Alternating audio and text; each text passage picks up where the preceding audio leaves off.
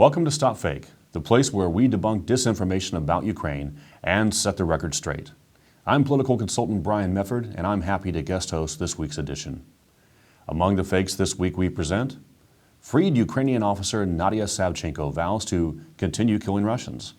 Is Ukraine's Procurator General disbanding the group investigating the Maydan killings?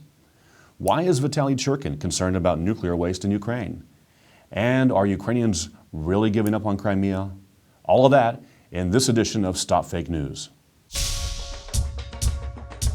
Russian media are disseminating stories claiming that Ukrainian pilot Nadia Savchenko, who returned home after nearly 2 years of imprisonment in Russia, vowed to, quote, continue killing Russians, unquote. Komsomolska Pravda, the site REN TV, Balt News, and other marginal publications carried this information, claiming that the primary source for the story is a tweet by Savchenko herself. According to Savchenko's sister Vera, the @Nadia Savchenko Twitter account is completely fake. Nadia has never had a Twitter account. Presently, the tweet concerning Russians has been removed from the fake Twitter account. It is, however, still available in the web archive. The account continues to be active, with many questions posting inquiries about its authenticity. Russian media reported that upon being appointed Ukraine's Procurator General, Yuri Lutsenko announced on his official Facebook page that he was disbanding the special branch group investigating the Maydan killings. During the Maydan revolution, Ukrainian special forces shot and killed more than 100 demonstrators. Lutsenko's Facebook post refers to the disbanding of a completely different department in the Procurator General's office. This section is being disbanded because it was obstructing the investigation of the crimes committed on the Maydan. This special unit investigating violations and killing committed during the 2013-2014 Maydan protest is not being disbanded. This task force is receiving additional powers and is being reassigned to report directly to the Prosecutor General. Russia's official government publication, Rossiyskaya Gazeta, reports that Ukraine can potentially become, quote, a nuclear dump, unquote, because of increased international financing for the construction of a spent nuclear fuel storage facility in the country. This concern was apparently expressed by Russia's permanent representative to the United Nations, Vitaly Churkin, in a letter to UN Secretary General Ban Ki-moon. Quote, after a coup in February 2014, the process of building an infrastructure for massive radioactive waste disposal was launched with funds from foreign donors, unquote, claims Churkin. This facility is much larger than what Ukraine actually needs, and it is highly possible that it will be used by foreign companies to store nuclear waste. And this means that Ukraine's leadership has decided to turn the country into a nuclear dump, maintains Churkin. Ukraine has one nuclear waste repository located in the Chernobyl zone, which was built in 1986. A second facility is under construction since 1996, the year Ukraine signed an agreement with the EBRD on a loan financing for the project. Actual construction of the new facility began in 2001, but was suspended due to problems with the French contractor Framatome. In 2007, a new contract was signed by the U.S. company Holtec International.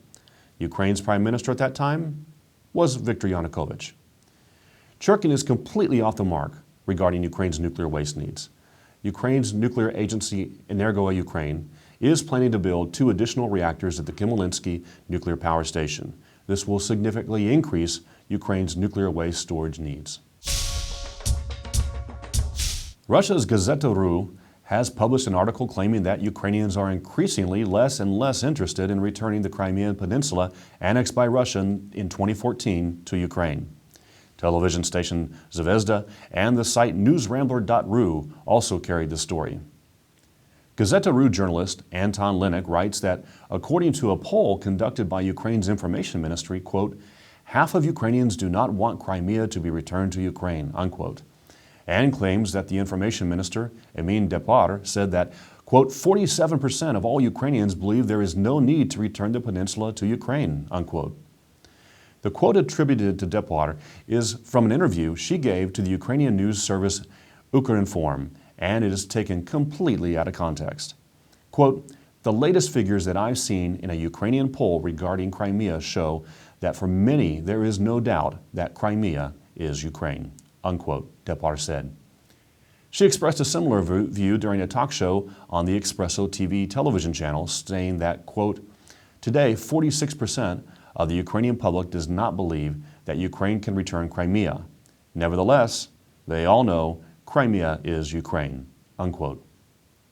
In 2016, a poll conducted by the Kyiv International Sociology Institute shows that 62% of Ukrainians do not support the annexation of Crimea. A 2015 poll conducted by the Democratic Initiatives Institute and the Ukrainian Sociology Service shows that 69% of Ukrainians believe that the question of Crimea should be dealt with immediately. That's it for this week. Our video digest presents only a small amount of the fakes we debunk every week. You can find much more dissected disinformation on the StopFake website. Be vigilant, look out for fakes, and if you spot any disinformation about Ukraine, forward it to us for a truth autopsy. I'm Brian Mefford, and this is StopFake. Thanks for watching.